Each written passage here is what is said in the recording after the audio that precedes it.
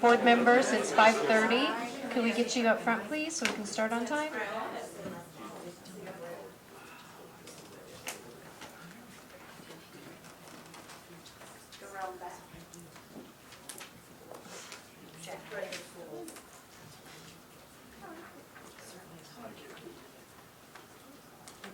Prepared me over here. We've gone live. How are you? Did you pick up the kid? Is that what you were doing? Picking up the kid? No, I wish. That was it. No, I was going out, no, we don't know. Is Dennis not going to be here anymore? It's Dominic is on wheels. Okay, it is 5:31. We're going to go ahead and call this meeting to order. Debbie, would you call the roll call? Mrs. Bruceman? Here. Mrs. Danford? Here. Mrs. Hodges? Here. Dr. Green? Here. Mrs. Pasley? Here. Okay, if you all would stand and lead you in the Pledge of Allegiance. Allegiance to the flag of the United States of America and to the republic for which it stands, one nation, under God, indivisible, with liberty and justice for all. All right, we're at audience participation. Debbie, do we have any audience participation? Lori Witham would like to address the board Lori? regarding 9.1. 9.1.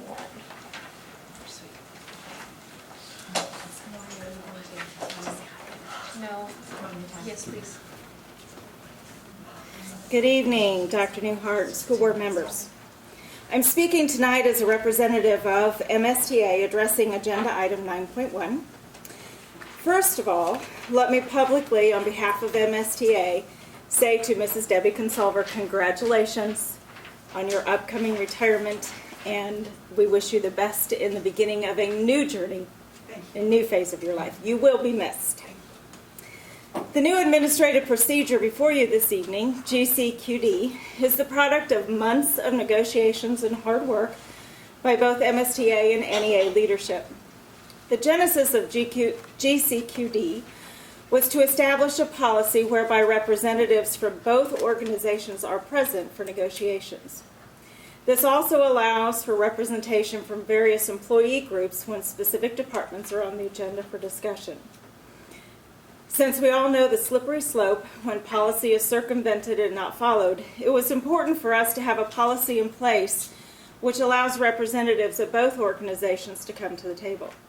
This certainly does not mean both organizations will agree on everything, but it is a huge step toward, as the cliche goes, playing nice in the sandbox. MSTA has worked hard over the past years through Meet and Confer to attempt to do what is best for all employees, regardless of professional organization affiliation. But as we look to healing in this district, it is time to start a new chapter and move forward. GCQD, that's a mouthful, is a new policy which will allow representation from both organizations. It is designed to not be a power struggle between organizations, but to allow for representation from a wider base of employees. As we all know, everything requires monitoring and tweaking, and this will be monitored closely as we proceed forward together, united. Thank you. Debbie, do we have any other participation? Okay. Next on the agenda is approval for the consent agenda. Do you want me to speak to it? On 5.3, the approval of the special board meeting minutes, we're asking that they be approved as they are, but we're going to amend them. The seconds are not listed on 5.2, 5.3, and 5.4. So if that's okay with you, we'll go ahead. We can approve those We can approve them and then insert the second. Because with the change. With the change. But actually, according to Robert's rules, you don't even have to have a second, but I just thought that for consistency that we should. So I'm just asking for a little bit of leeway there.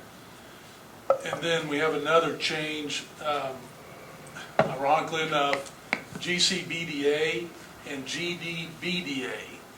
We'd like to add it as 7.2 and bump what is currently listed as 7.2 to 7.6 becomes 7.3 to 7.7. That GCBDA and GDBDA, it's a a clarification on the FMLA with federal language inserted there at the very end of that policy. And I think Brian will have a handout actually on that they gave you. Okay, so that's for the agenda. Correct. So those revisions will be 7.2. And then we'll Can I bring move that we up approve the agenda as amended? Second. Debbie, would you call the roll, or are we going to vote online? You can vote online if you'd like. Oops, I didn't join you. There we go. Oh, We go. looks like I'm going to have a problem because my flash is out of date. Okay, Mrs. Pasley? Yes. Dr. Green? Yes. Mrs. Hodges? Yes. Mrs. Danford? Yes. Mrs. Prusman? Yes. All right, thank you, guys. Now we're going to move on to 6.0. 4.0. Oh, sorry, I skipped there. Well, I skipped you. I'm so sorry. That's, I'm so sorry.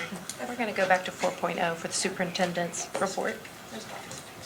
several things here you have listed in front of you. A lot of it's calendar items coming up. Again, I listed the summer central office hours, just as a reminder that here through the remaining month of June, it's a 4-day work week with actually July 1 next year as the paid day off. Monday, July 4th is a holiday. Then we come back on the 5th. The board retreat is Saturday, July 30th from 8 to noon at Mosaic, free of charge for a room there just to get away from the downtown office here. That is open to public or press, either one. And just basically for board goals, MSBA will be there, and we have some other items to discuss as well. The August board meetings, August 8th, August 22nd. I will be actually out of the office, get away a little bit here next week and the following week. Be back in the 11th. The directors will have a meeting at Missouri Western on Tuesday, July 12th. Actually, that will be in their new stadium club area. So trying to, again, get away here a little bit and get the directors all together with new Assistant Superintendent Marley Williams, who is in the audience here tonight, as well as Chris Hubbick, the new Director of Secondary Education. So just again, if you guys would stand up, that way everybody knows who you are. There they are. Yeah. Thank you. Thank you. And then several of us will be going down to the DESE conference on Sunday, July 31 through Monday and Tuesday, August 1st and 2nd. A couple other items that are not listed. One, I would like to note that we will be adding a freshman soccer team on a trial basis, pending numbers. That will be with a volunteer unpaid coach here this fall. And that is a minimum cost, we believe, less than $2,500 just for buses and officials' fees. So there's an actual league that they will be able to participate? The Suburban Conference has freshman games, yes. So this is central?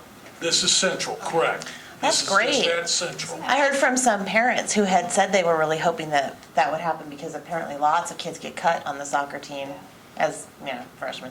And since that was an amount less than $5,000, and since there was not a payment to a personnel person, I went ahead and gave the go-ahead to approve that, okay? I think it's great. Last, I would like to acknowledge here tonight that Debbie Consolver, longtime board secretary, has announced her retirement, and this is officially her last board meeting, although she will be there at the retreat on July 30th. Actually, July 30th is her last day, but actually for a full-blown board meeting, this is the last meeting, so I'm envious. We all are. Yes, I was just going to say, I think a few of us are. Lori, Yeah, think you got something to add? Yeah, I would just like to thank you for everything that you've done over the years. And Debbie and I have a long history because when I first started volunteering in the district, And all of these years later, Debbie's like the consistent that I've had. And I know we honored her with PTA Council. We gave you an award several years ago. So we surprised her at Founder's Day, and that was amazing. So just thank you for everything that you've done, and know that when you leave and you're relaxing by the pool and we're still working hard, that we're thinking of you, and we, with gratitude, we really appreciate everything that you did. And hold on. Oh, dear. Now, the trick is if I can get it.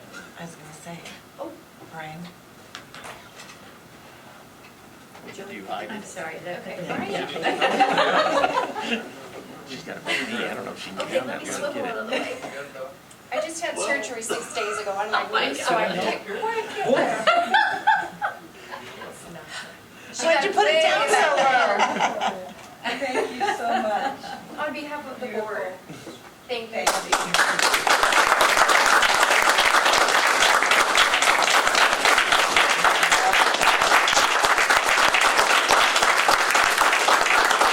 You're gonna make me cry. Aw.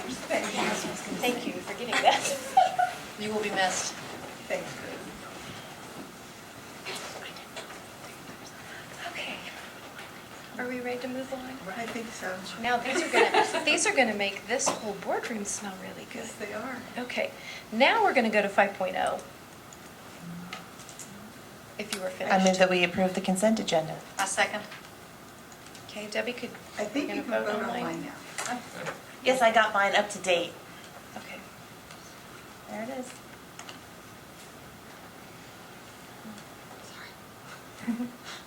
Okay, I think we're good on that. Okay, 6.0. 6.1, approve of bills. There was another little packet of bills that I gave you tonight. That's just from Monday when we posted until today. It's gonna be a So whole there- month before we approve another one. Yeah, so, well, I mean, and we're gonna send out a lot of stuff, so I mean, what you're gonna be approving next month will be the ones we haven't sent out, plus a big long list of things that we have to send out, you know, utility bills. In August. Yeah, I'm sorry, yes, in August, not in July. So But we're there- approving these two? Yeah, there's just, there's only 14 pages of them, but there's not only that That's many. minimal compared to the normal. Yeah, the other one was 116 pages, I think, so we'll add this to the agenda also. The one you're looking at is your board, the one that's viewable by you guys. Oh, So I need to have these back when you're done so I can shred them. so this is the same that's attached? No. These are extra. These are the extra ones, the public ones I've already given to Debbie to post. The board notes are. See, these have more descriptions, so you can actually see a little bit more what detail what they are. That's why there's always two attachments.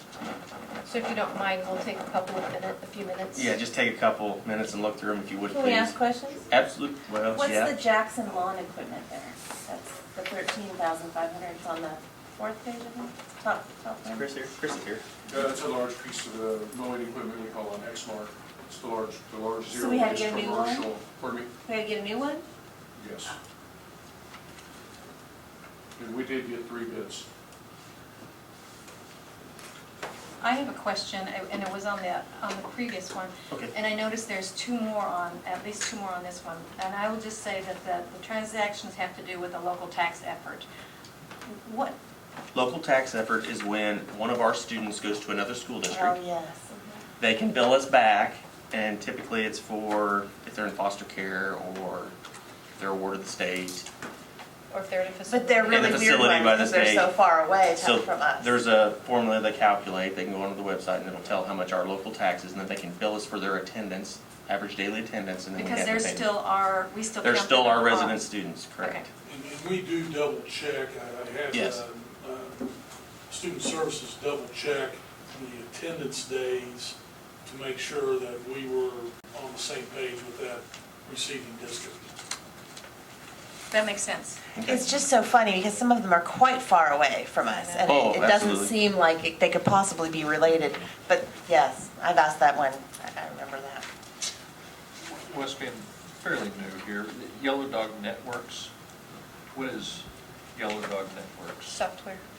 It's a software. That is one of our vendors that we use to do our networking piece with, and that was renewal of software licensing for either our wireless or our network switches. Okay. Yeah, you'll see a lot of those. There's a lot of them on here this month, and they're substantial. I mean, because it's based on either student count Right. or the amount of users, those kind of things. So they are pretty There's some substantial. Big checks. Yes. And then Amplify Education, What was it? Amplify Education. That's another software renewal, and that's our, I believe our RTI reading application that's used in second grade. Okay. I think Cappy asked about that one. Was that the one? I think that was the one. Yeah. No, mine was the red ink, wasn't it? No. Well, there was Yeah. there was two. There was Red Ink, and then there was the one that the Apple one, and it Reading has to do software with is reading. good. Yes. We want better reading. It's for the elementary too, I believe. That K6. was a renewal Yeah, licensing. that's also a renewal for licensing also. Is Odyssey Ware also one of those software? Yes. Yes. And that's for, We do all those in the month of June. Yeah, or what's that Friday, for? May and June, that way, they get paid and then we start on July 1st. What was that for, Tim? what's Odyssey Ware? Ware. That is a, Library, I believe. Yeah. is that library or is that Kendra with Assessment? assessment? How much was it? 28,000. No, I think it's library. Kendra's was a little bit more. Marley, you might know, Dr. Williams? No, I think Kendra's was a little bit more. It was between 50 and 60,000, I do believe, her software for her assessment. And item new, but the Community Alliance 19,900 partnership, is that just a dues that we pay? Okay, that's a dues payment. It's a yearly due. Correct. There was discussion about that one. Yeah, I remember that, but It's been a while, yes, it has. But that's not just a go ahead and pay, that's one we had discussion about. Good questions. I'm glad we had all the answers. You got them. That's why we bring Tim and Chris to the meetings, just so they So they'll know. It's good to have backup. Is there any other questions? I know there's a big, long list, but we tried to get as many of them approved now, so you'd have fewer to look at in August. Oh, so I move that we approve the bills. I'll second. Okay. And we're going to vote online.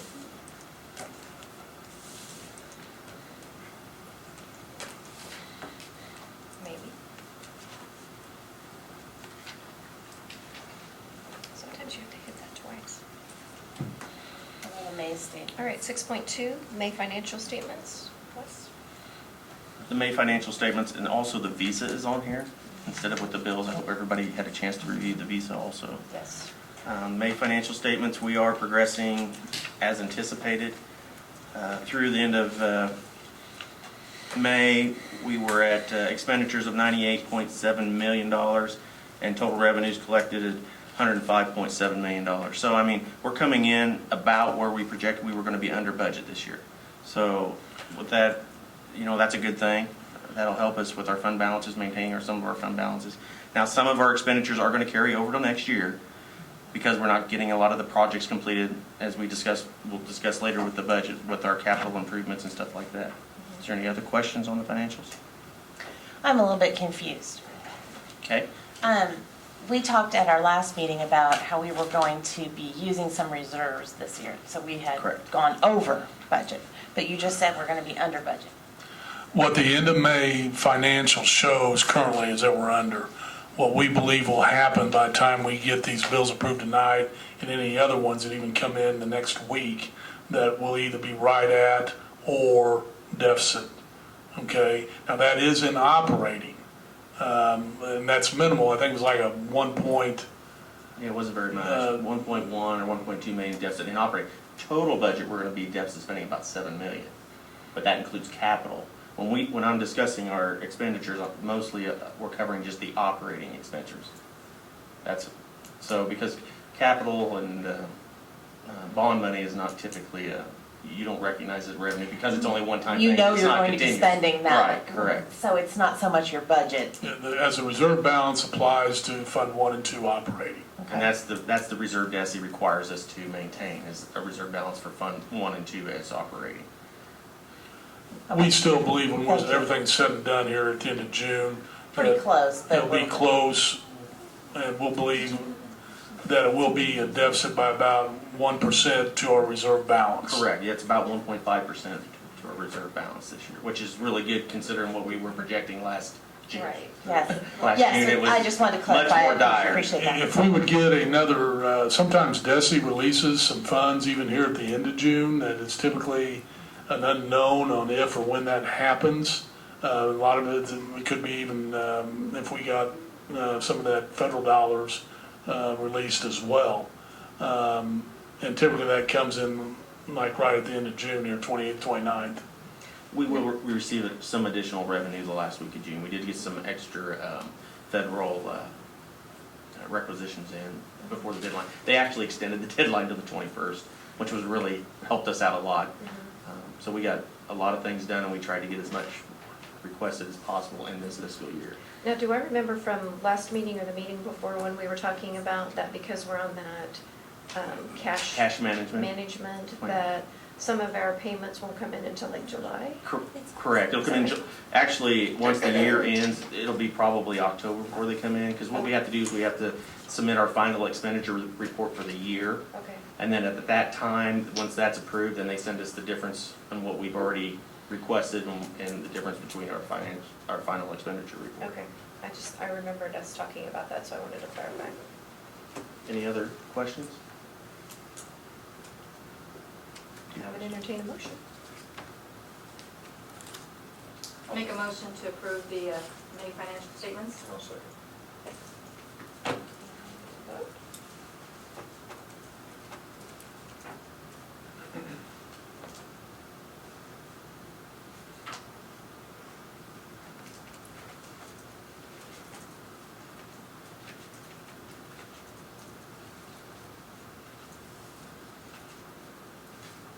Did you say, Tammy?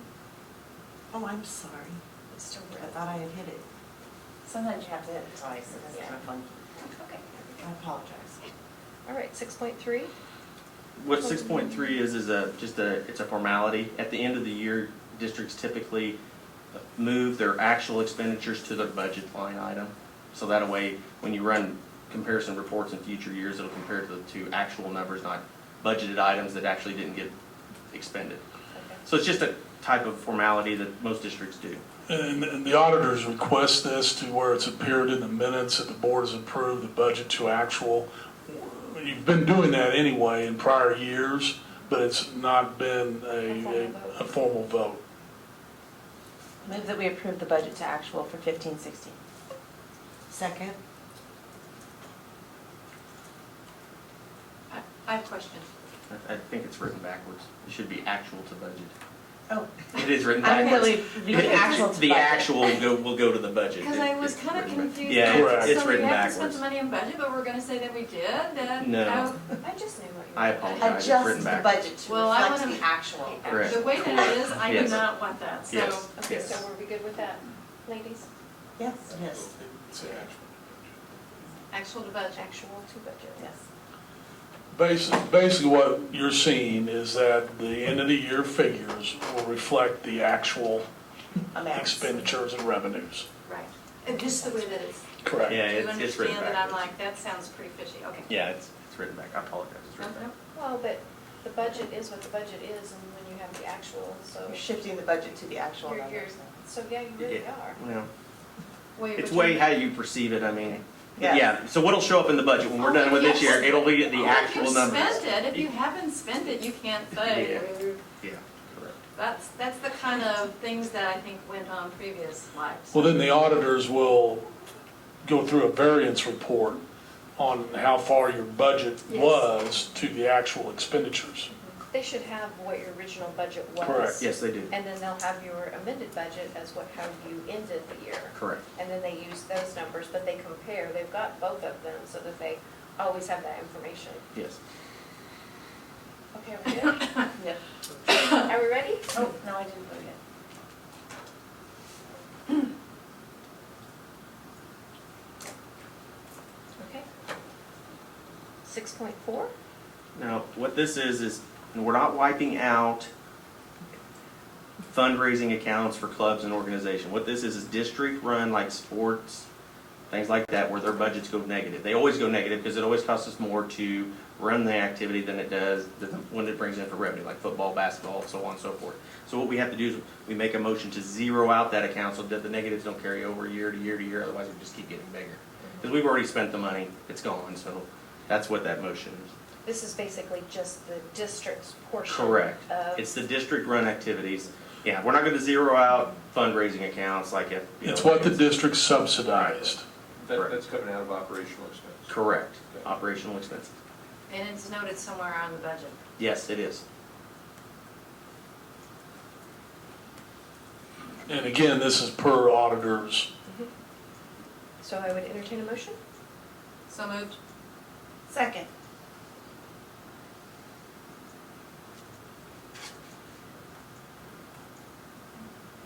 Can I take this one, Wes? Yeah, oh, sorry, go ahead. 6.5? This is for the 50, okay, I'm sorry, We just voted, it was a little. a little slow. You're getting ahead of me. Go ahead. 6.5. 6.5, this is for the 15-16 entire year. Okay, now you have been approving each month's financial statements, but basically, again, it's just making sure that the approval of the transfers from 1 to 2 for the entire year that we've been doing is in the minutes per auditor's request to make sure that Fund 2 has a zero balance. Spent all the money. At the end of the fiscal year, there was no money left in the teachers' amount because paid. By statute, you cannot run a negative any one fund balance. So I'd entertain a motion. I'll make that motion. I'll second.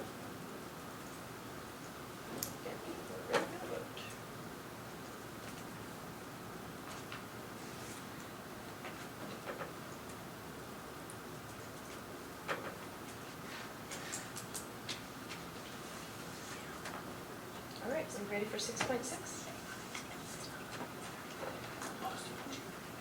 The 16-17 budget, you have a new complete handout that has some really just language changes and some additional documents. Total dollars and numbers did not change from what is posted on the website, but we did change language in the budget message in regards to the Prop C waiver. That has just been discussed, not board approved. So currently right now, it's been discussed pending if the board approves it. So we changed that language. We added the descriptions here today and all the budget codes. You can see the difference between what was posted and what you see in hand. So that helps the reader. And then I'll let Wes reference the numbers, if you would, Wes. What page do you want us to start on? Can we have just like Yeah. 5 seconds to Review it. just kind of review it a minute? Is that okay? Thank you.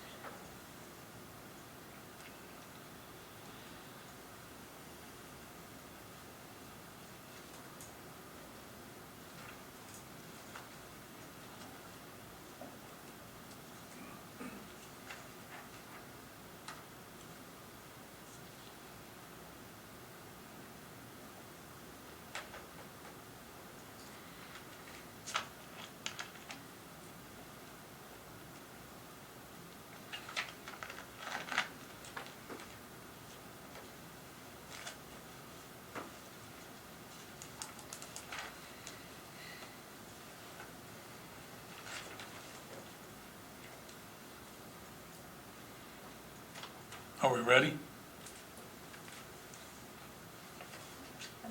you want to start at the very beginning, Wes? Or is there a certain page that? Well, the where first two numbers- pages of the budget message, which kind of sum up everything. I'm not going to read it to you guys. I'm No, sure you all you've can already read it, read and the public can read it also. If you go to the third page, this is where it talks about the expenditures, operating by the four funds. I consolidate everything in the four funds because that's the way Desi likes to see it. So it's going to show about a $13.3 million total deficit next year. But in operating, we're looking at about $120.8 million in operating expenses, and we're looking at about $116.7 million in operating revenues. So that's about a 4.1 million dollar deficit next year. In operating. In operating, correct. Which will drive our fund balance down to about 20.43%. So we're still above the 20% threshold that board policy dictates. Any questions? Okay, there's a large, like again, the majority of the deficit is your capital, which is projects that we've already committed to do that for bond money that's carrying over from this year to next year. So that's one-time expense, will not be recurring and ongoing. The budget also reflects an increase in our debt service for next year, a slight one, about 13 cents, I think is what we're going to be seeking next year, our tax levy increase. That's in here on another page later. We'll go over that when we get to that. That would be that tax rate hearing that we're referencing in prior board meetings in August. In August, correct. So it's yet to be decided. Yet to be decided, right, and when I get to that, Okay. I have one question, Wes. Yes, That a little over $4 million, which, because the capital stuff, it was in this budget, but we're not paying for it this time around. We're going to get it done the first of the year after the fiscal year switches over. Now, the other $4 million, most of that is due to the salary increases and the steps? Okay. Or am I in the wrong spot? Okay. In operating. In operating, yeah, the operating is almost all salaries. So, It'll be salaries, your PTO, paid time off policy. You know, I put in $1 million, hopefully it won't come in at $1 million. And then $3.1 million in raises. Okay. So that's kind of, were you done with page 3? Yes. That's a question I have on page 4. I don't want to speed you through Nope, page 3. that's all right. Okay. Nobody has any questions, we'll keep moving. Nope, I'm There's good. a lot of documentation. I just wanted to. But everybody does understand with that $13 million deficit, you're looking at 9 in capital A little over 9. and 4 in operating. Correct. It's, for instance, the Hilliard Technical Center, where we thought we'd have that done here during the 15-16, obviously did not happen. Right. That expense has to be carried and shown in 16-17, Right. as an example. Okay.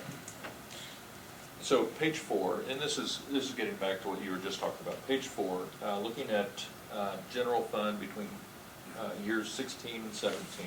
Correct. The final 16 budget, and then the 16-17 budget. So I'm looking at your general fund and then your fund 2, teachers, Right. teachers fund. I see an increase of 1.7 million in the teachers fund, which is 1.7 million increase in teacher pay from this year to next year. Correct. What we're anticipating. And then it looks like a 1.5 million increase in the general operating fund outside of that. Correct. Okay.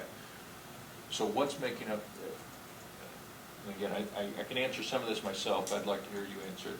What's making up that 1.5 million outside of teacher pay increase?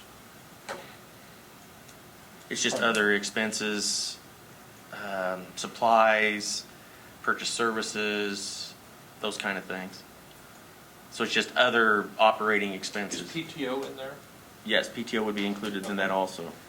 It's part of the general expenses? Yes. See, because the final budget, my estimations, I don't know how to explain it. Well, it's We just, don't- it's just like on PTO, if I may interject. he budgeted $1 million to be safe. You know, currently, what is it, 31 or 32 retirees? Correct. That we had this year? So using that figure, we believe actually it will come in maybe at 350 or $500,000 or less. Okay, but it is an unknown in any given year how many retirees you could potentially have. So you're conservative on the high side in your budget to make sure you cover your unknowns. That's difficult to project. You know, I know Wes looked at where people were in reflection to their year 25 or after. And, you know, you potentially could have approximately in PTO days paid out, both on the old schedule and what was here recently approved, potentially in that neighborhood of $500,000, easily. But you should trade off on that with substitute pay going down, in theory. And we need to monitor that going forward. So what you're saying is you budgeted $1 million towards that, and you think it could be less than 500,000? That's correct. I did over budget on the expenditures, but not in all areas. I mean, Yep. you know, in areas that we have control of, I guess is what I would want to say. Like in some areas, More fixed. well, good examples are state PDC money. We have to spend 1% of our state funds. That I budgeted to the dollar. I didn't give any extra money. They know in their buildings that this is all that they get, this is what they can spend. And we did that on things that we know that we don't have as much control over. Like some of our programs, we have to spend every dollar, so that's all we budgeted on those items. Does that make sense? There's knowns and unknowns. There's knowns and unknowns, Right. correct. We don't know how this will be for next year, so that's why the, So, you know, I've got about a 3% variance in there, which is a little over $3 million. You know, so we could come in again next year, $3 to $4 million under budget. Because there's still a lot of unknowns out there that we don't, so that's what I did this year. Typically, I don't budget that much, but until I get my final year numbers this year, I didn't create this budget. So this budget is still kind of, I'm a little leery of it. Once it's all done, then I'll have good numbers, ending The numbers. 15-16. The 15-16, correct, yes. Not this I mean, one. Not this one. This one I did create, but I'll have good This is comparison Wes's numbers baby. once the year is done. Right. Then I should be able to go and do better comparisons. We will bring an amended budget in September to the board. Because if we do the noise, we're gonna have to add that in there anyway. So that there will have to be an amended budget in September. And at that time, by then I should have all the final year numbers for this year. I should even be able to go back and review our 16-17 budget and maybe even tweak it and reduce it down in expenditures again. Does that make sense? And better to plan for more. And Not have considering this is his first year through a St. Joe School District budget, I mean, with every year, he'll surely tweak it better and better. Well, if you recall, last year at this time, the budget you approved as a board was a projected end of the year 7% reserve balance. And it was advised to go ahead and approve it with that, because you have to by statutory have one approved by July 1. And it's not untypical for districts to come back with a budget amendment early in August, September, with better numbers. I always thought it was asinine that you had a budget prior to your tax rate hearing anyway. But that's just the way it is. And after that tax rate hearing, and even when you get your final numbers out of this year, we want to present a more professional looking budget. But I'm not afraid of what the accuracy of what Wes is presenting here tonight as compared to definitely what it was a year ago. And we will have better, like I said, once this year's done and I have everything closed out, I will have good historical numbers. Because then the actual will go to the budget line item, so when I do the prior year comparisons, I can show better trends. Does everybody understand?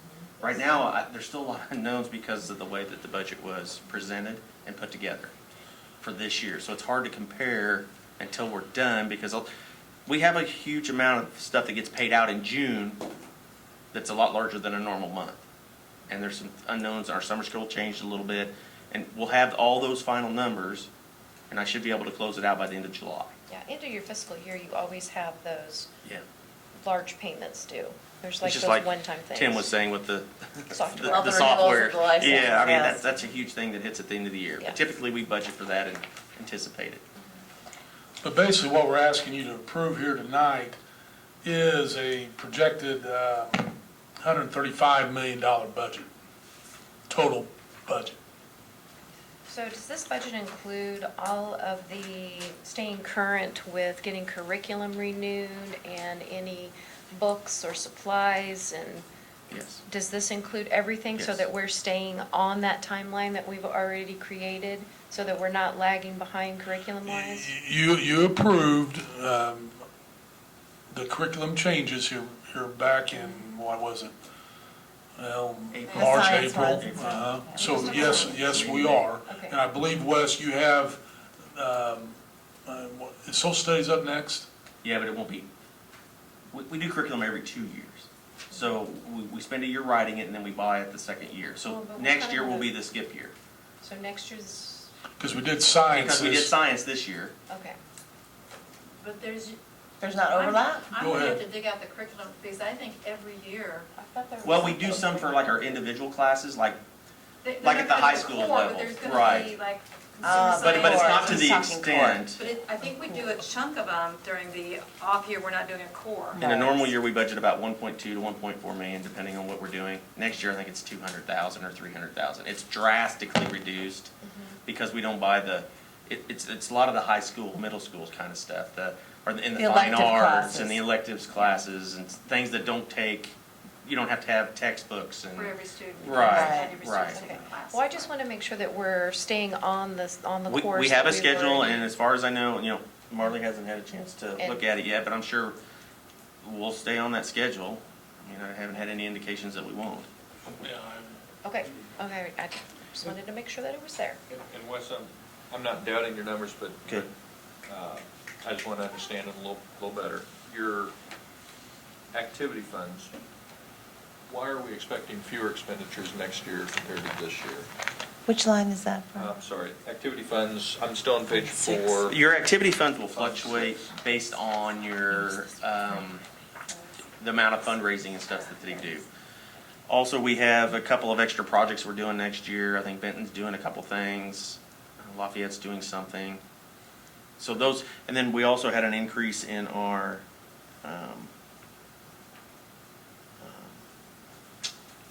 we're having to pay the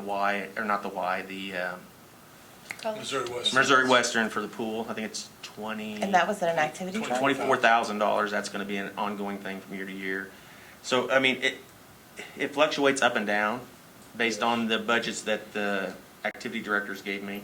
Okay, and I understand Solon's not here tonight, but you have revenue being flat, but expenditures being down. So we expect to spend less next year? Possibly. It just depends. It's a guess number. It really is, because we don't know how many fundraisers they're going to do, how many activities, how many state qualifiers we're going to have. We're expecting fewer state qualifiers next year. Possibly. Really what you're looking at, Is he Brian, looking at the actual budget? is the or net difference. What is the net difference compared? We spent 3.3 million this year. I'm saying we're going to spend 3.224 next year. What was the net difference this year versus the net difference projected next year? 110,000 less. But you said that we were going to have a couple of big projects. Right, and those were accounted for. This year we did, what did we do this year? I can't remember what we did. The gym floor at Lafayette. So that kind of washed that out. And what else did we do this year? Was So there that anything one else other again than the gym is floor? Something that we Yeah. can't. That doesn't go under capital? Well, it's a project that, it just depends. I think it was put in the budget under activities this year. That's why it was a little bit higher this year than what it was next year. part of it was. It'll be put in the right category next year. Well, next year we won't be doing Lafayette Gym Right. next year. But I mean, those We don't types need of a- items will be That was placed not, correctly in I don't think that was categories. paid out of activities, though. I think some of it was, because not all of it went through the, Did they do a fundraiser? Because didn't they sell? they bought some pads and, I don't know, And they bought some sold other pieces of the things. I floor. thought they Yeah. sold like Sold pieces of the floor as a I think, or fundraiser. something. I don't know what all they did. thought- But they have a That big goes into a piece of it up different- on the wall, so maybe that costs something to put that up there. It's really, the activities is always That a would be an a guess. activity thing, it's not Actually, capital. we're guessing it'll be Yeah, so, less next year than this past year. yes. It's an educated I am, guess. yeah, because, I mean, it did go up significantly this year from the previous year. I mean, in 15, we was at 2.9 million, and it jumped to 3.4 Almost this 3.4, year, yeah. which we did have a lot of state qualifiers this year. I mean, I think we had many, that can be quite expensive. Couple And that's a basketball good problem to teams. have. That's a Oh, good absolutely, Oh, yeah, that's yeah. not, Great. that's not a complaint at all. Yeah, that's a good thing. Well, Wes, I really appreciate everything that you put into this. It's a lot of work, and I know that we've been talking about this for a couple of months. Did you have another question? Sure. Just keep going. Okay, If you don't mind. go ahead. Same, likewise, but we are expecting fewer expenditures in food service next year than this year's. Correct. We've Well, got- well, one thing was we had to pay out OPA at the beginning of the year. That was $200,000. That's one reason why. Okay. And then plus Leah's going to do a better job of using the commodities. Last year she had to deal with whatever they ordered because she wasn't here. So next year she'll be a lot more efficient. She's very good at what she does. And then we're also anticipating that our revenues should increase substantially because we're going to we'll get free reimbursement for all of our breakfasts where we weren't getting that this year. Well, for the 14 schools. For the 14 schools, Free correct. breakfast and lunch. Well, we'll get it for all the buildings, because every building will be paying for their, this people year, who- everybody was getting it free. Next year, people will start paying in the other buildings also, so that'll increase revenues there also. Okay, I just wanted to make sure that everybody knew that the 14 schools, it was free breakfast and free lunch. Yeah, the 14 schools will be free Okay. breakfast, free lunch, and then the other schools will start paying for their breakfast, or if they qualify for free or reduced, they will get that as free or reduced. And so those buildings, they have to just still do their paperwork? Yeah, they still have to fill out the Fill all that. applications, free and Okay. reduced applications. So we should look much better there next year. Correct. Do you have any more, Brian? Yeah, I'll try to get out of the minutia here. It's not minutia. Yeah, good. No, it isn't. Thank you. Ask the question. This is the most It's the real important thing. document that we are approving. I think it's page 1, it's in your first 2 pages, and I'm having trouble Okay. locating it here, from where I read it online. In the part where he's written stuff? Yes.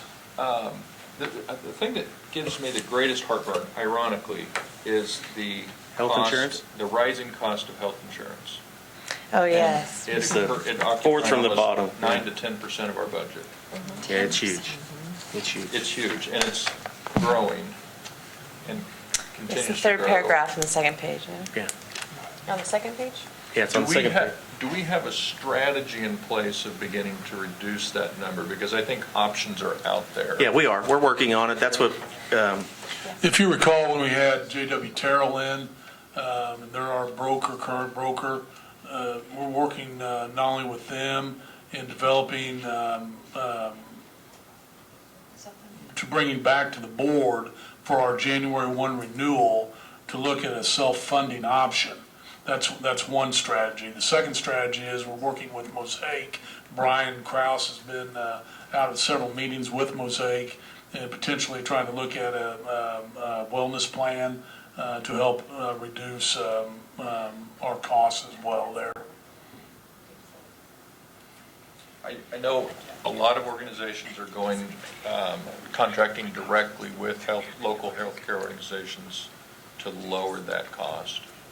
So I think that's an option that. I know Mosaic does direct with Blue Cross. They're unique to where they have the ability to track their employees. That's where the broker helps us. And also negotiations currently right now. We're looking to want to keep our same plan for the 6-month renewal, January 1 through June 30th, 17, but have some type of mechanism in place of self-funding that will help reduce our costs. and our premiums next year are fixed for the employees, for the district. I mean, we're only going to pay the $692.80 all 12 Our months. contribution.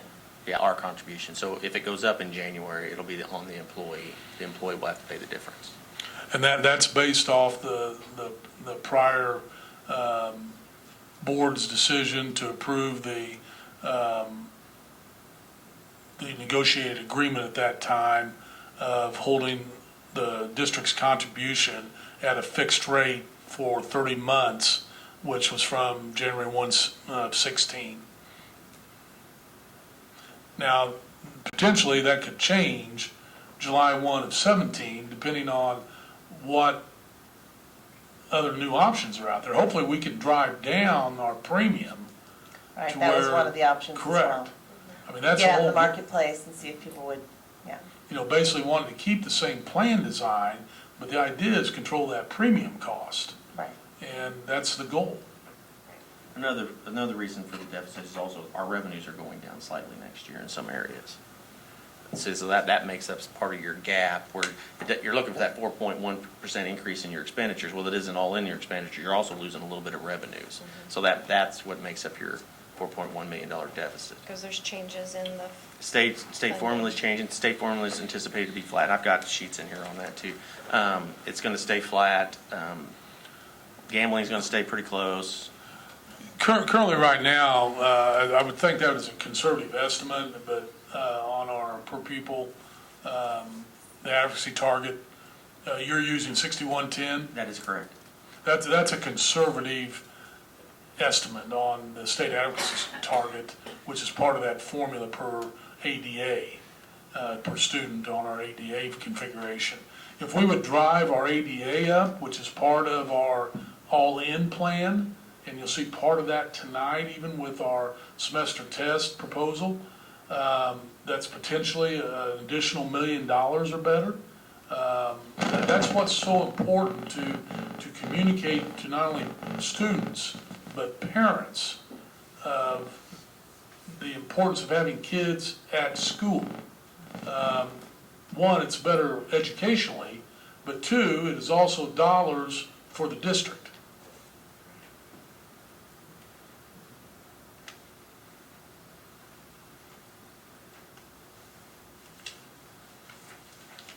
Okay, then if you get past the summary page, the comparison for the 5 years, then the next page is the one with all the revenues. You can see the budgeted revenues by account and the description of what they are.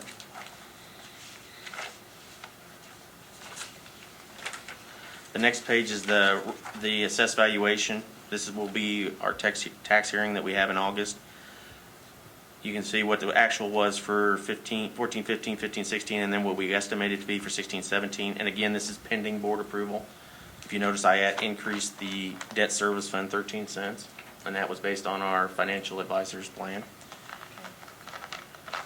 Any questions on that one? Then I gave you some comparisons. Total assessed valuation for the current year, and what they have been in the previous 20 years plus years, 20, 23, 24 years there. And then the next page was our assessed value, or our tax levies for since 1994.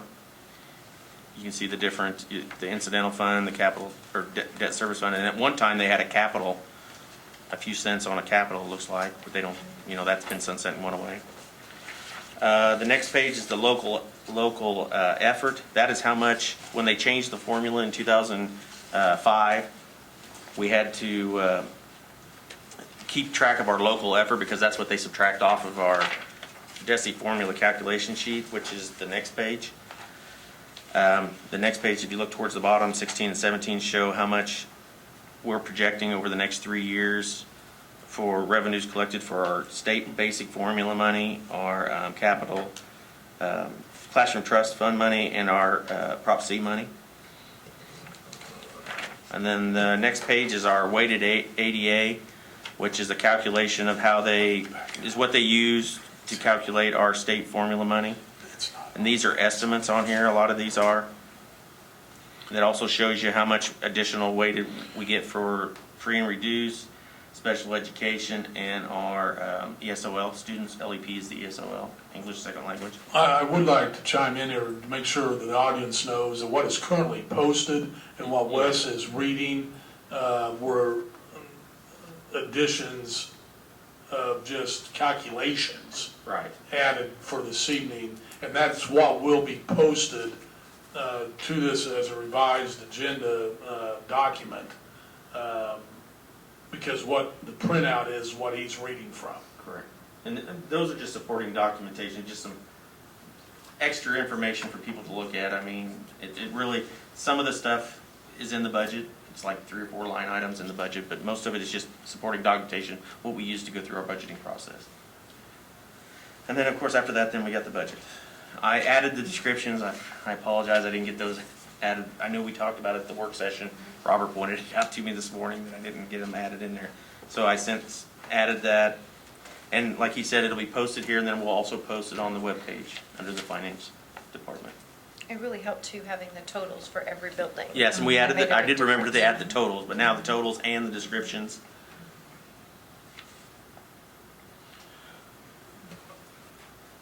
And we've talked about this before, not only with the accuracy, but with drilling it down to the buildings, but also the format. And Chris has pointed out many times, and rightfully so, this has to get more and more accurate every time we do it. The e-finance capabilities are getting better. The DESI code entries into that system, as Wes pointed out, there was over 10,000 entries. The professional look of it, all those things is where we want to be. Are we there yet? No, we're not. Wes knows that. I've talked with him many times about it. Our goal in September is to improve it even better. Okay, so it's a process. I wish I could, we're juggling many different things, but it's an improvement. It's not where we're at or want to be. And you said accurate, and I would just maybe add a little more user-friendly, which I'm sure will be in the display of the final document in September. because, Really not, you know, for anybody to exactly. be able to pick it up and You read oughta- it that doesn't really, maybe isn't familiar with the school district budget. because Right. It's so different from, There ought to be a table of Business. contents, there ought to be a DESI accounting description. Like the thing that Chris sent to all of us from the other district? Yeah, the budget. book. Correct. Those things were great. Did you look at those? Those were awesome. I would love to see ours look something like that. It will. Even if I it think- comes out in the next couple months or whatever. It'll come out. I mean, typically, districts, they get their budget approved, and then they work on their budget book, and it's either end of August or 1st of September. Oh, great. So we're gonna. Ours will probably be September, because it's the first one that we're doing. Okay. I mean, so I've got to create it basically from scratch. That's great. You know, they get it out a little, normally in August, but that's because they've already got it done, and they just got to go in and change some And numbers. change the Once you get numbers. the template. Once I get the all set template set up, Okay. it won't, like I said, it'll be done at the August meeting every year. because I'm sure some of those that we looked at, that wasn't done at the night that they approved the budget. Oh, no. That was done after the budget was approved so that they could put all the, And it'll say Stuff in the together. budget book somewhere when Actually, it was North approved. Kansas City, they have not approved the budget, and they're the ones that have the prelim short and long version Mhm. up there. And so they are giving that information out ahead of time so that patrons can look along with the board members to see what will go into the budget. And I know that's what we're working for, but I do want to correct that it isn't approved now. It's for the information ahead of time. It needs to be, and professional, okay, yes, but it needs to be transparent, it needs to be detailed, so when somebody looks at our budget, they go, why are they asking for, why are they deficit spending, where's all the money going towards? And though the explanation here helps in a general way, and it's not meant to be criticism here, it is meant, this is, to me, the most important document that we will approve, is how we're going to spend your taxpayer dollars. And so, I want to look, there's a mention in the message about how our ESL population has increased, okay, for the last 10 years, but those other budget booklets actually have the trends for those 10 years, so we can see how, what is the population. documentation of them. The student trends as well as staff trends. As well as Yes. staff trends, as well as school trends with population. Because the trends tell us, what's the budget book for? The budget book is what's our plan for the district? Okay, what does our district need? And then how do we get to it? Okay, is not just numbers, it's not just, well, we're gonna get this much, we're gonna spend it, but when we're looking at those trends of ESL, or free and reduced, or whatever, what is our plan to address that? And so when people look at it, when I look at it as a board member, you know, I can go, well, that's why, because we're using this, we're spending the money here, because that's the resources to address those problems. That's what I think is important about a budget book. And that's what the public's going to look at and say, oh, I can really understand this. Look how straightforward they are now.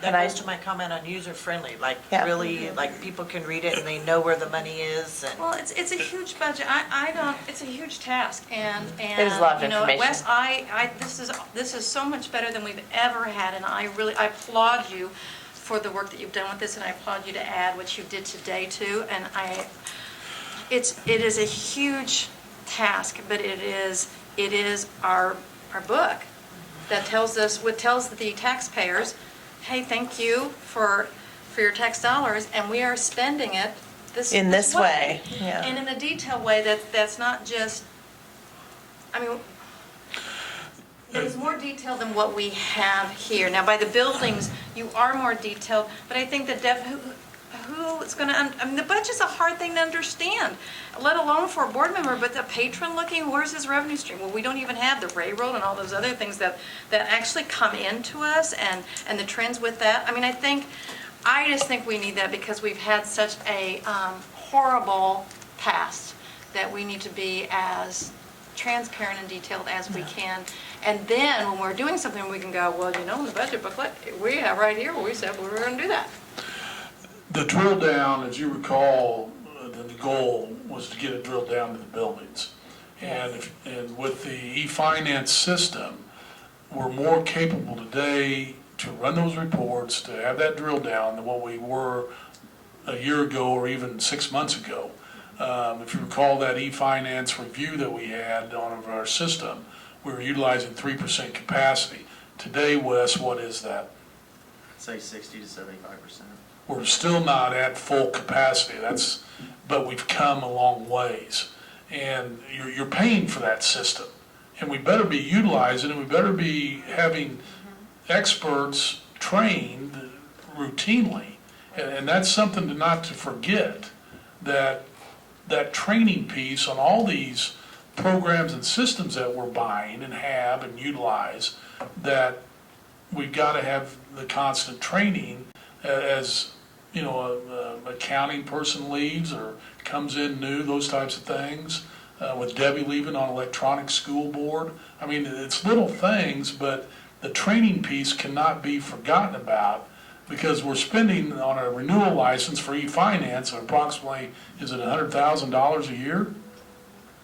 So. Well, then I think there needs to be the cross-training also. Correct. Because, you know, if somebody's out and they're the only one that knows how to do this particular thing, then we're gonna get dinged on it, and it's because the person is in the hospital. So that cross-training is really important, so. Well, I love how we have all the different buildings on here, and I think if we are imagining this budget book that will exist and look something like these other ones, you know, there could be a little summary of, you know, here are all of the schools have this much in an A fund, they'll have the same amount for elementary, or they have differing amounts because of these reasons. You know, things like that where people can read it and then understand how that money is, you know, how it works. Yeah, you ought to take it from top to bottom. Yeah, it'll be great. And that's how people understand that you're not trying to hide things as once occurred.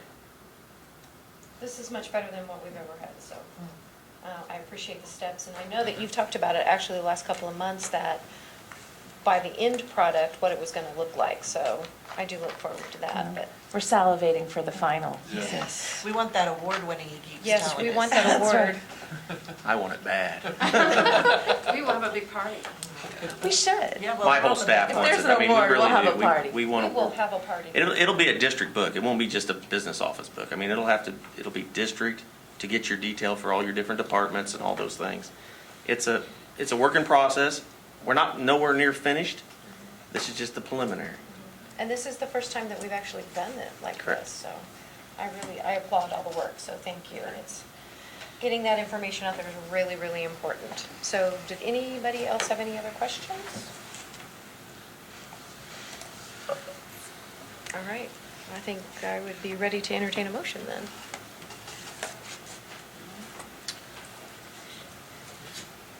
I will approve the budget as presented for 2016-17.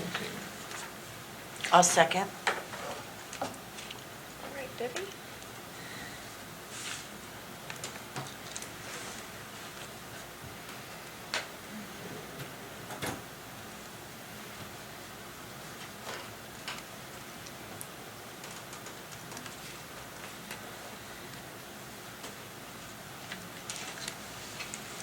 Okay, are we ready for 6.7? Additional pay rates for 2016-2017? And Brian's already there, he's I'm ready. ready. Okay, what you see in front of you, last time, if you remember, we had the Christmas motif, the red and green going on. It was very colorful. Anything that was red has disappeared. Those were the things that were going away. Anything that was green has been changed to white. The only things that are in there on red, you can notice the second line down, auditions, that was a separate item that we combined with the other item dealing with accompanists, and that they'll all be paid at each person's hourly rate. Halfway down the page about athletic supervision, that's in red because it was off to the right in that third column, but it was there last time.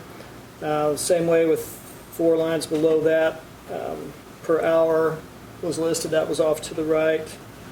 And the additional 33 cents on the very bottom item on that first page. Everything else is exactly as presented last time.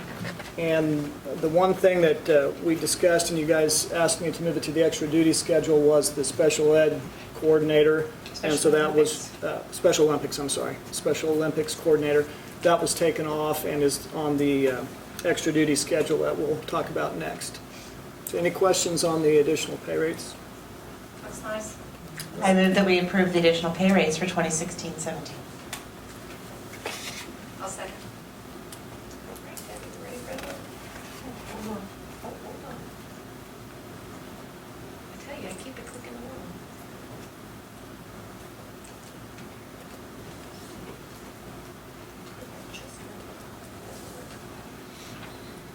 Right. You ready for 6.8? Revised extra duty 2016-2017? Okay, the only thing different on the extra duty from what you saw last time is in the middle of the first page is where I inserted the Special Olympics head coordinator. That was previously being paid at $3,000. I visited with Denise about it. She told me that individual had been doing that task for a number of years. So I put it out what it was the closest amount was $3,113. And then that will also allow that person to now start accruing longevity so that they can move up as, So if they stay in that position, then they will start stepping up, is right, that correct? similar to the other people on the extra duty scale. Can you remind me, wasn't there a head coordinator and then there were assistants? There were 2 assistants that were $250 a year. And that stayed on the other because one? of the amount, I left that on the Okay. additional pay I rates. just wanted to clarify. Yeah, that's still on there. It's just Okay. on the additional pay rates where it was previously. Well, that's great for them. Any questions on the extra duty?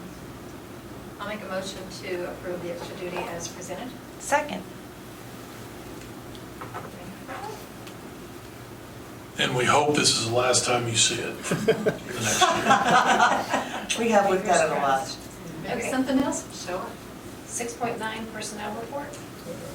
Okay, the personnel report. Sorry, hold on. Oh, sorry. I did not. See, that's my job and I'm slacking. I voted no. Thank you. All right.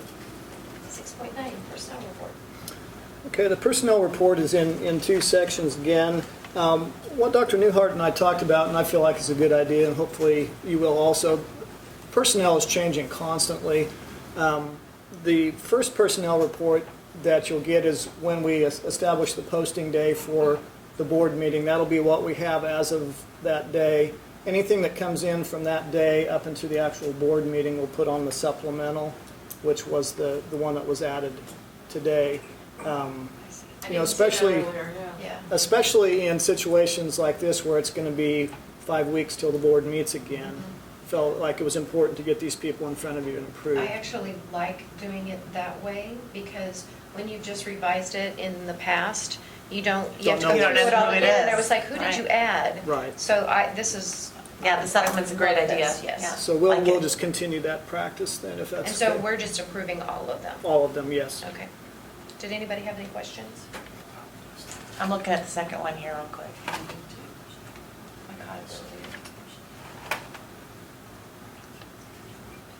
Make a motion to approve the personnel reports and the supplemental one too. I'll second. Ready for the vote?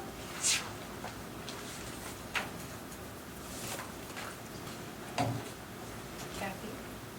Darn Amy. I go on to the attachment and it keeps me from seeing that I should be voting. I caught it this time.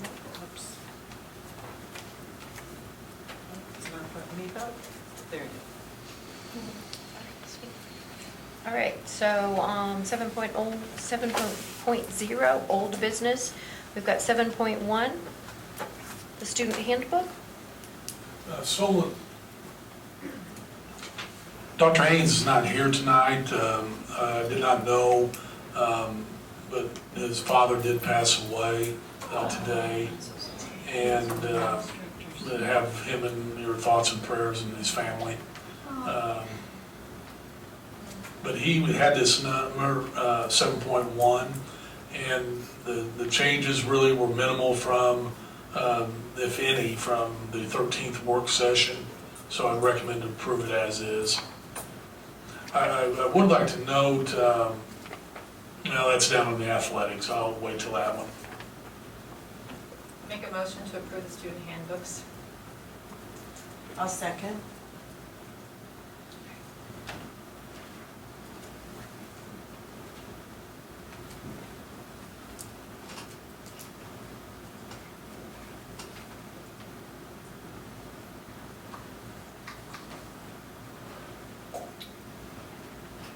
Okay, we're ready for 7.2. Remember, this is what we've added for the two policies, just to clear up some verbiage.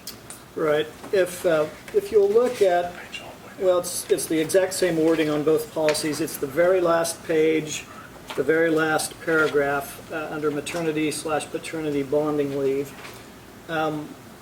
We had a situation come up just since the last board meeting where we have an employee who is not yet eligible for FMLA. Their FMLA anniversary date would be August 24th. They start work August 17th, have a qualifying event for FMLA leave. I believe your intent in doing this was to afford employees who were not yet FMLA eligible the opportunity to at least have some time off. FMLA grants you up to 12 weeks for certain qualifying events. So, I think it was a very nice move on your part. What was not clear was that this particular individual thought that they could take their 6 weeks, starting August 17th, take their 6 weeks of leave that you granted them in this policy, and then take an additional 12 weeks of FMLA once they had met their eligibility. I'm assuming your intent was not to grant 18 weeks to anyone. So what the additional sentence in there does, that's straight out of the FMLA regulation. If you want some interesting reading sometime, that's a really good document. It's on the back side. Is that D? It's verbatim out of the federal regulation concerning FMLA. So in an instance like this, the employee would be granted 1 week of leave on this policy in the first sentence, where you granted them up to 6 weeks, and then the administrative regulation says that once they become FMLA eligible, any leave granted after that becomes FMLA leave.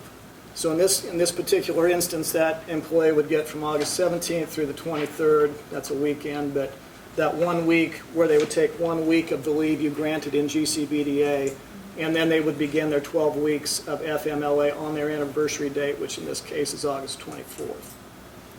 So I just felt like it was important to have that in there to formalize that once you become eligible for FMLA, that's when your FMLA 12 weeks start. Well, I think that's an important distinguishing. Yeah. It doesn't come up too often, I would think, No, but it no, will it'll occasionally. be, it'll be rare, but it does come up, as I found out this week, so. Well, it's More good to be information covered. is good information. Yeah, we thought it best to clarify it now, before this kicks in July 1. Yeah. So do we Thank you need for to, catching that. Approve this with that with revision. policy changes? The two Both policies. GCBDA and GDBDA. And we can make one motion for both of them, I correct? believe so. Because the verbiage is the same in both. Yes, it's identical. It's the same revision in both. I right? so move. I'll second.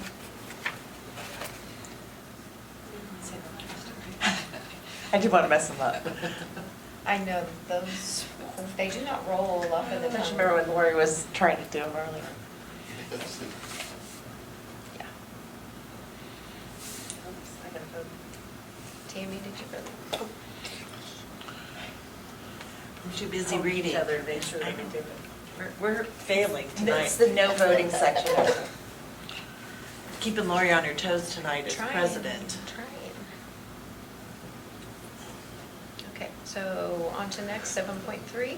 7.3, if I may interject, is the final one posted just recently today with the GCBDA and GBDA revisions you just approved. Okay, so that is a document that that we will post if approved here.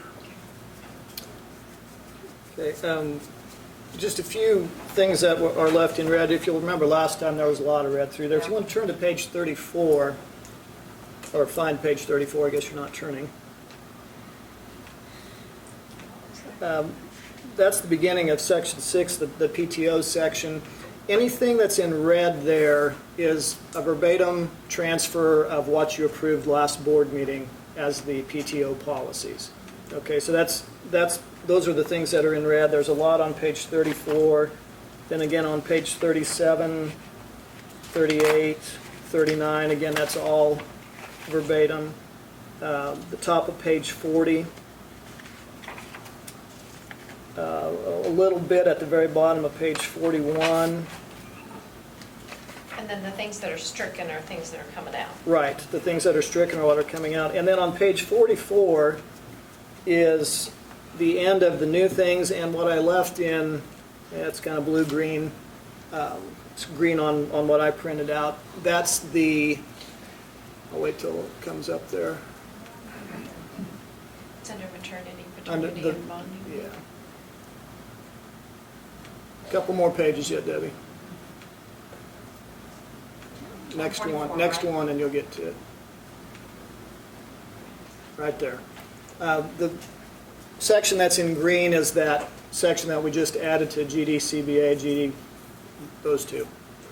Got the first one. Okay, so, and then it would be, what I'll do, assuming this is approved as presented, I'll take out all the strikeouts and fix the page numbers, and we'll be ready to go. All right, I move that we approve the employee handbook as presented. A second. That's great. That is a great document. Thank you. And I love having the links for the policies. I agree, Lauren. Right That there. is- It's great.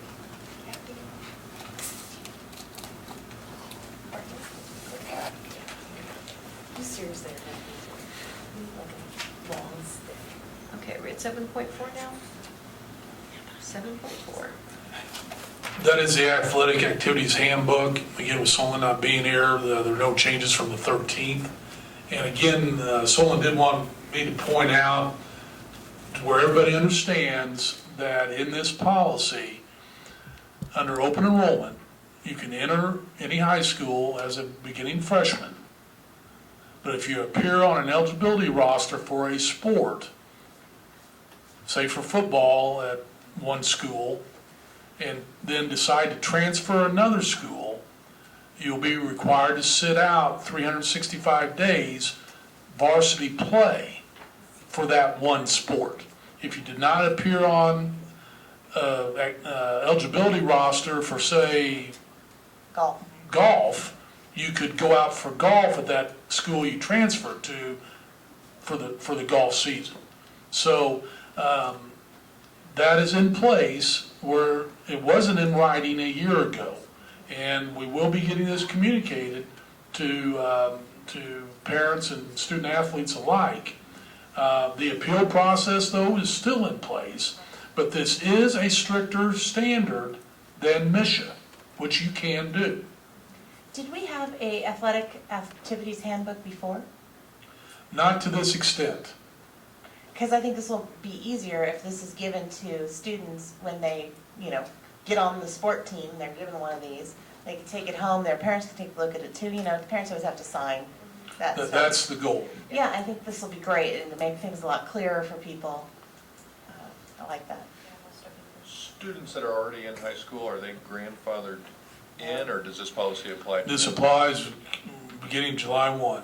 It's been in place, it just hasn't been Codified. very well clarified, right? Verbally, it's been in place. Hasn't been consistent either, so This will help. yeah. Yes, this is a better way This to is do great, it. so. I'll make a motion to approve the athletic activities handbook. Second. Thank you.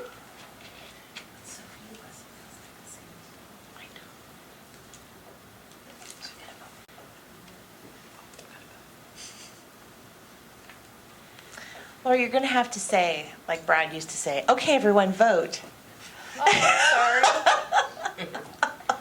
I'm just catching you when you don't vote. Yes. Okay, I'll play Brad. There you go. Okay, 7.5, all-in plan. Part of the all-in plan deals with attendance. We've been working on this piece with building principals, finalized it with a meeting with building principals and assistant principals at the high school levels where this is going to apply, but it deals with semester tests, and that language is posted here. You can read it, but basically, if you miss one day or less, you're exempt from semester test finals unless it is in a dual credit or a class that you need to take it, but the final will only help you, not hurt you, as far as a high school grade, semester grade. Also, those students would be exempt from attending that final day class, or they can take the test. That's up to them. That day will be count against them in our attendance. So if they want a perfect attendance, they'd have to attend, but if they want the break, they can take that as well. We would have a better attendance rate even if that would happen, okay? That's the way the high school principals would like to see it. I'm concerned about the logistics with it. I expressed that with them. They would like to try it. Well, where are the students going to be while the other students are taking the exam? They could be at school, they could have something in the gym, or they could not come to school if it was all finals that they were exempt in. So that each individual high school is going to have to come up with, The logistics on how they want to handle that. okay. The kids will love this. Question there, Chris? I'm concerned about the message about finals. If we send whatever, 50% of our students on the college that have finals, we're not preparing them. I understand that stick and carrot thing. I'm concerned about the future learning implications of it. I'm hoping kids will still take the final Well, that's what in I- hopes that their grade will be improved even from it. I think that a lot of them will want that experience in taking the test. Or their parents will require them to, whether or not. Correct. Yeah. That's the idea behind it. You could require that all kids could take the final, only help them, not hurt them. The idea is to one, boost your attendance for daily engagement, to have that daily engagement, to help that even C or D student that might not be a good test taker, but is there every day in class. What you're going to learn if you're there every day. I mean, Correct. it is, I totally weigh in that. I have another question. Do we have, oh, go ahead. What about the classes that you miss because you're at a student activity, Those are not, They don't count as a No. missing. Okay, I just wasn't really sure how that worked. Do we have any studies or statistics that we can look at to see, because I know in the past that we had this before and the kids didn't take the test and there was concern that then they weren't ready by the time they got to college and they had to take the exams, the final exams. Is there any statistics that can say that this is a good thing or not a good thing? Is there any studies that have been done? You can ask the colleges. They'll be sure to tell you what they think about that. Well, we did it before, but we haven't been very good at checking our programs and how they're running in the past. I'm just curious as I don't know if particularly I've seen a particular study for that, no. I think if this encourages kids to be in class more often every day, the benefit of that versus one day missing an exam, I think it's more beneficial to get them in class if this, and we need to follow through and see if this We is do working. need to see Yeah, we need how it to. works. I mean, I say if our high school principals think this is gonna be something that will get the kids to school, let's try it. I mean, that's what they're asking. Let's give this a try. And I'm interested they're in gonna be seeing in the class. logistics behind it, the tweak that, if it needs to be tweaked for 17, 18, I would tweak it to where you'd have to take the test if the logistics behind it does not work. Well, I agree with Tammy though. I mean, if those students, I mean, the plus to it is one class period, right? I mean, if they're there every day, I mean, sort of sleeping in class, they're going to be learning. even if they learn through osmosis, they're there at least to be able to do that. If they're not Perhaps- there, they're not gonna I'm curious to see how learn. this is going to work, if Yeah. it does help the attendance and. Is there some kind of carrot you can give the person to take the final when they aren't required to? Besides just that it can help them but not hurt them? That might be a pretty good carrot, though. I don't know. Brian, did you have a question? I know they have other incentives in place, like prom and some of those things for attendance, to be able to go to prom. The incentives will still stay there.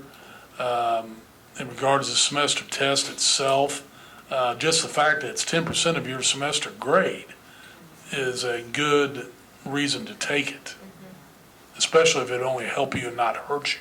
And I know there are other districts, lots of other districts that have incentives like this based around final taking, you know?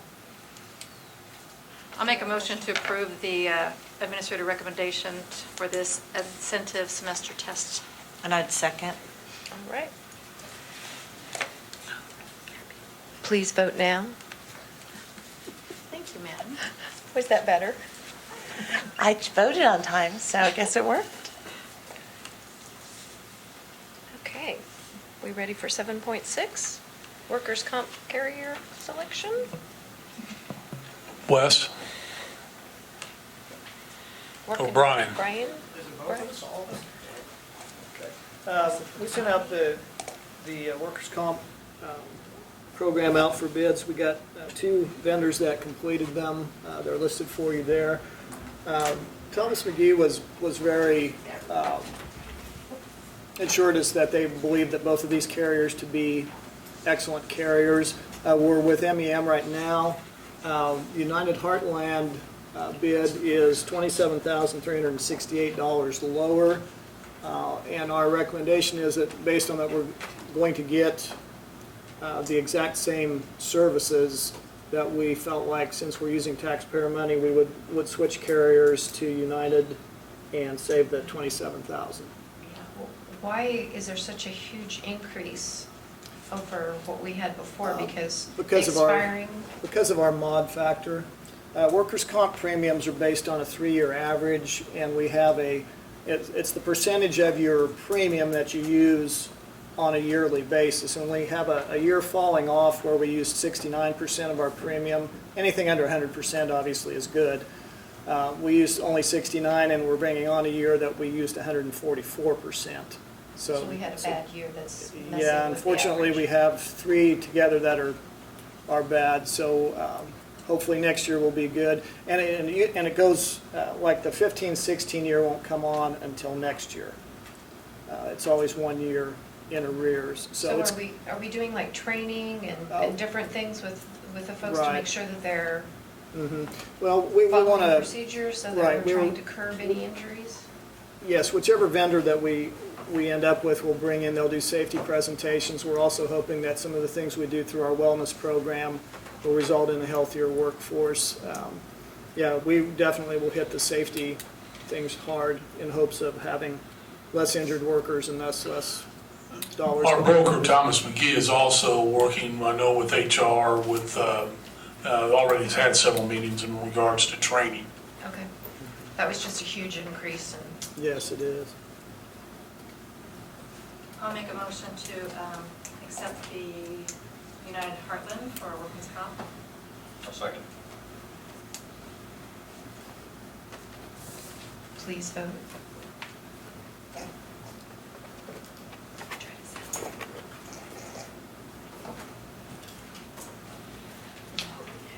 All right, are we ready for 7.7? Oh.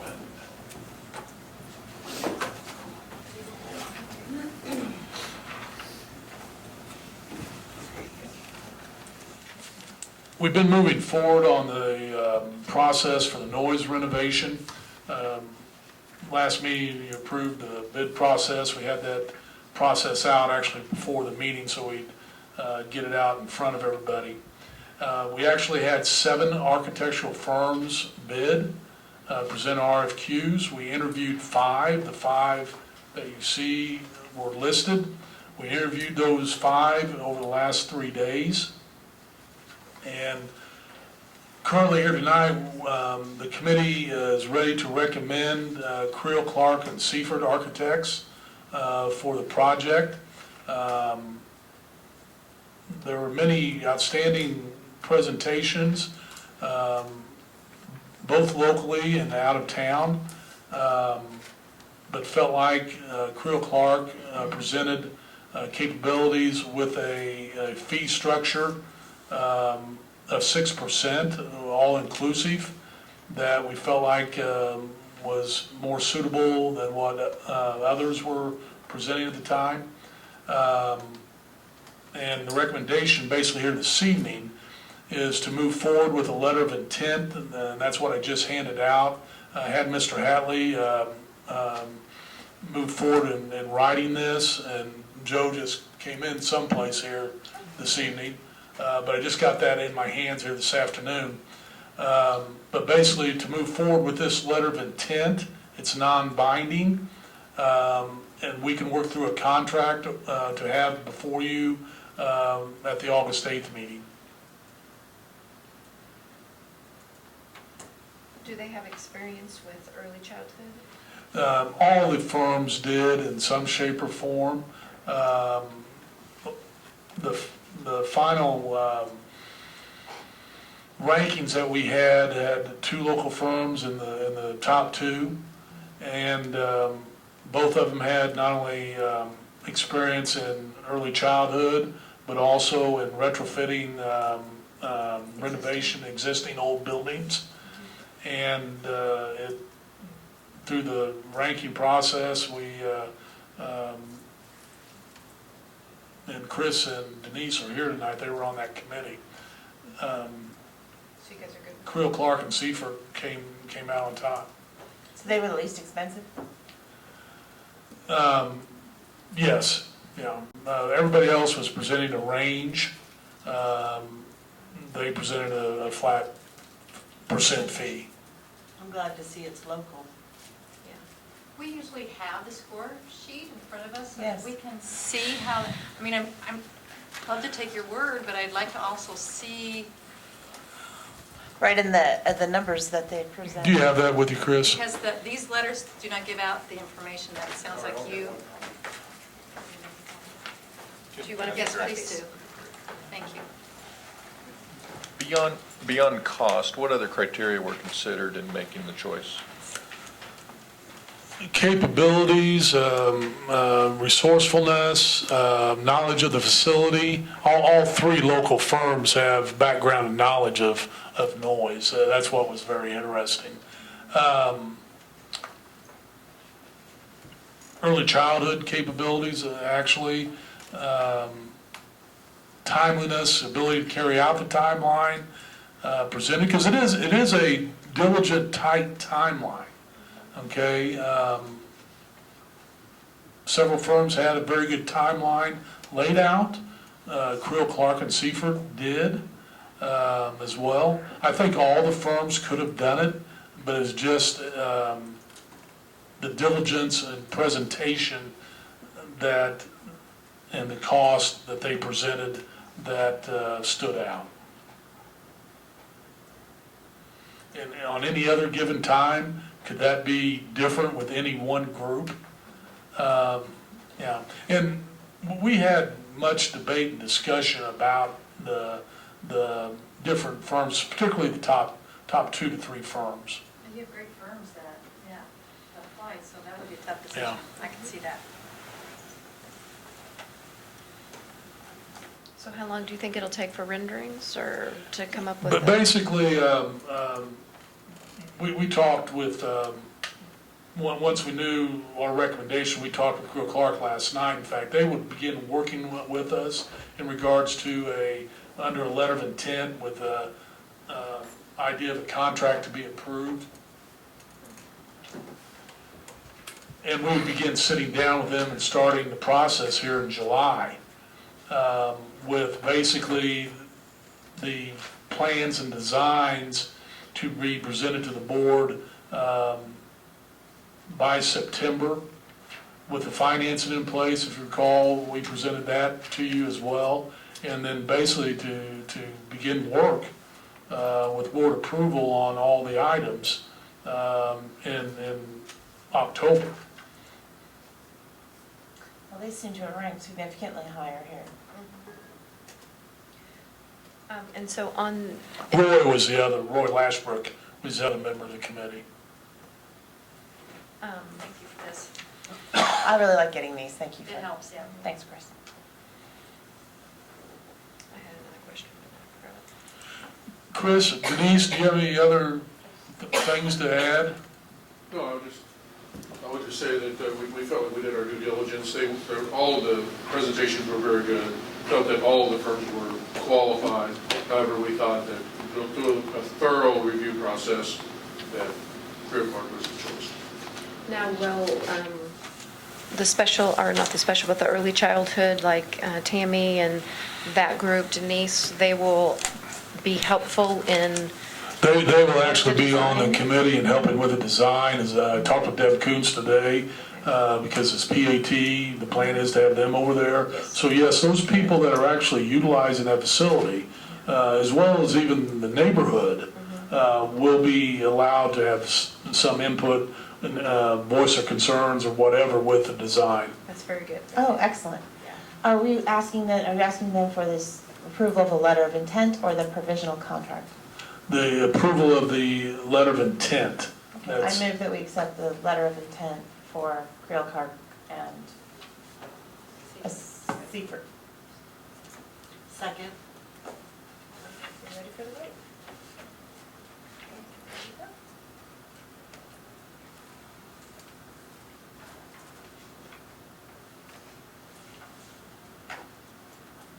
Very good. On to new business. 8.1 update on Hilliard Technical Center. You see listed there the communication that we had with Paul Moore of HUD. We have submitted all documentation to HUD concerning the EPA study. And to our knowledge, what has been expressed back to us, that they had to check with 9 area Indian tribes for any historical artifactual problems. We did get an email from Senator Blunt's office after seeing the article, actually Clinton, the newspaper this week. They contacted HUD and they believe we could get our confirmation to move forward here within the next week. So that would be great if we do. However, I'll caveat, I have not received any confirmation yet. Also, what I'm looking to approve here tonight, we had a meeting yesterday with Herner Construction. The original change 1 order that when we stopped workage was for 60 days. What you see in front of you is an additional change order 2 for the next 30 days, which we are actually approaching 90 days. Here, I believe it's actually June 28th. So that is an additional cost taken out of the contingency, which was $50,000.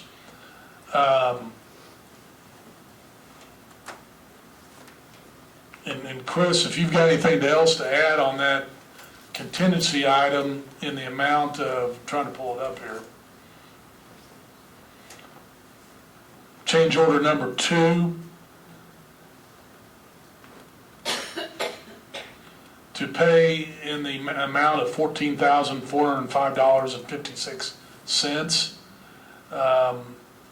That leaves $18,409 remaining of the $50,000 contingency. So what were to happen if we approved this tonight and then next week we get to just go back to work? I think we'd make an adjustment to this if it did not reach the 30 days. But the 30 days is Tuesday. I believe that is correct. It's from March 28th to June 28th. That would be 90 days. Do you need action on this? Yes, to pay that amount. To pay the change order? Change order 2, yes. This change order, is this the terms written in the original contract? Or is this a, You said it was part of the contingency. It's part of the contingency amount that was written in the original contract, but the work stoppage was not. Okay, so this is part of the work stoppage that that Herner Construction is having to, cover his workers with. Because we've already paid one We person. paid for 60 days, this is for the last 30 days. So it's an additional fee. Right. Part of it is they waterproofed the exterior of the building. The waterproofing is only good for so long. We far exceeded the time that waterproofing is any good. They're going to have to reapply it. Of course, they're going to wait until the work begins so that they don't want to do it too soon, but already it's gone beyond the limits of the product. That's part of it. Another part of it is materials and keeping the contractor, the subcontractors in hand so that when we do progress, they They're ready to quickly go. come back and start the work again. I'll make a motion to approve the change order. Second. Hold on just 1 second. I'm adding this.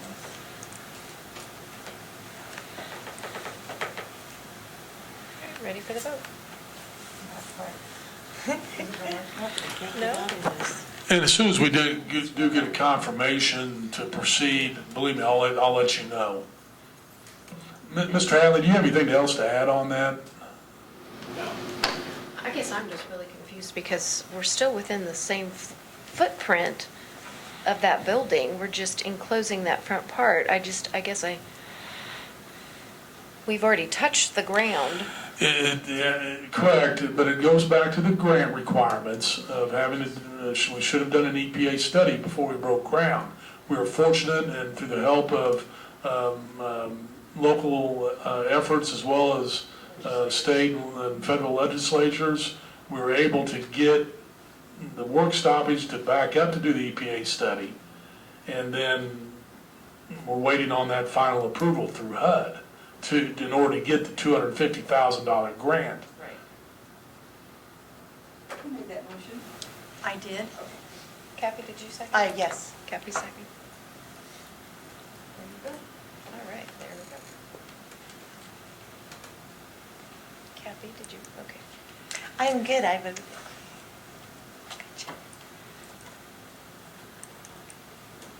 All right, 8.2, tax rate hearing, August 22nd. Again, I just want to get out in front of you and make it publicly known that the tax rate hearing to set your operating and debt service rates for the 16-17 school year will be held on Monday, August 22nd. And we'll be getting that information posted as the assessed valuations comes in, and Wes will be working on that. But that's where the board has the opportunity, based on those configurations and what comes in recommended. We don't see much change in our operating really from what our current operating is. But that is also where that debt service rate, you'll have the opportunity to decide that. All right. All right. I'm happy to talk about this one, 9.1, GCQD, Administrative Procedure.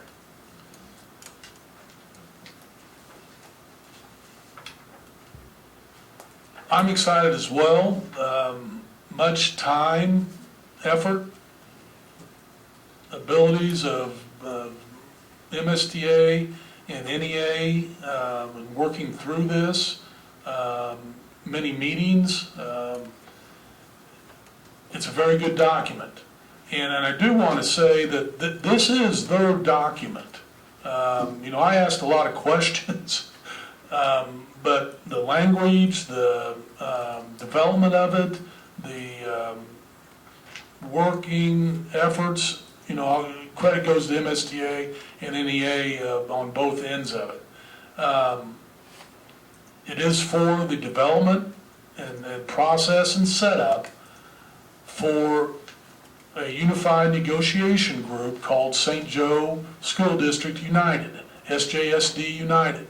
It's unprecedented for this district to bring all groups, support staff, professional staff, no matter what your affiliation is, together to the table and to have a voice and representation, whether you're a secretary to whether you're a administrator, even to a carpenter, to a custodian. They have that ability to voice their concerns and have a process to where it will go up through the St. Joe United procedure here. And, I will caveat this. We all would admit, I know Eric's here, MSTA is here. If it needs to be tweaked, we'll come back and retweak it. But we're ready to go with this document and launch it in August.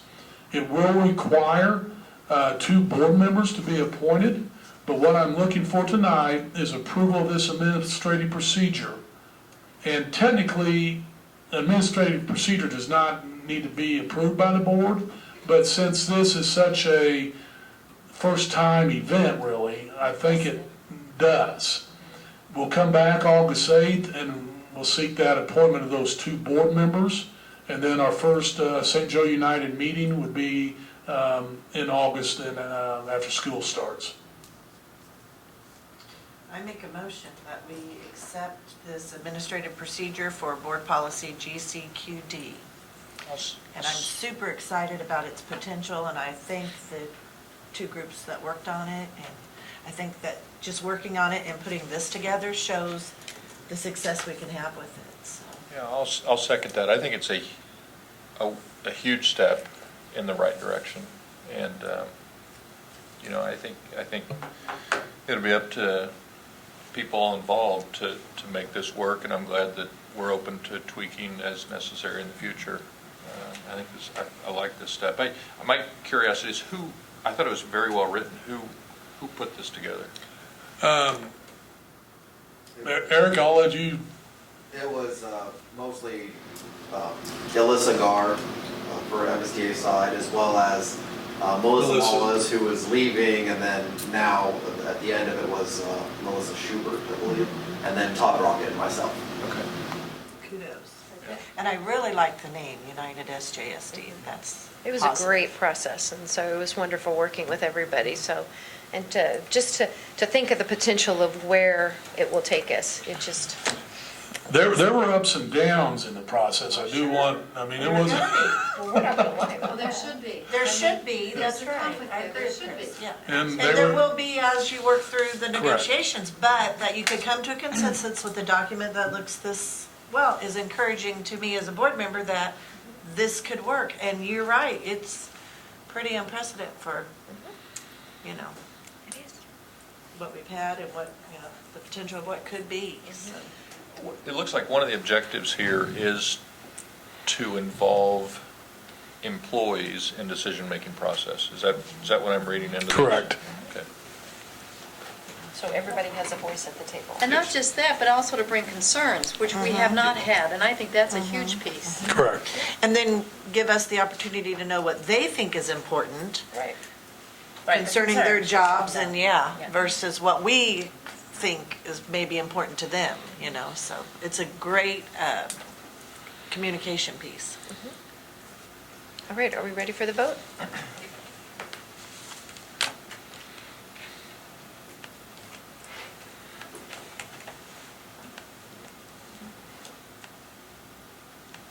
Right, is this not? Sorry, I'm having trouble getting it to accept mine.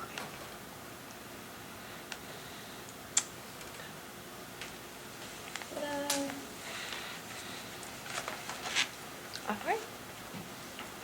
Future meetings?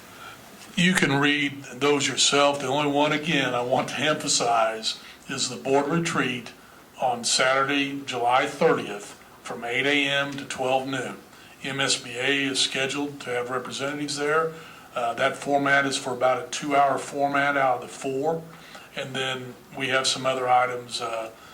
Both Dr. Williams and myself will be there to talk to you on as well as far as setting goals for the 16-17 school year.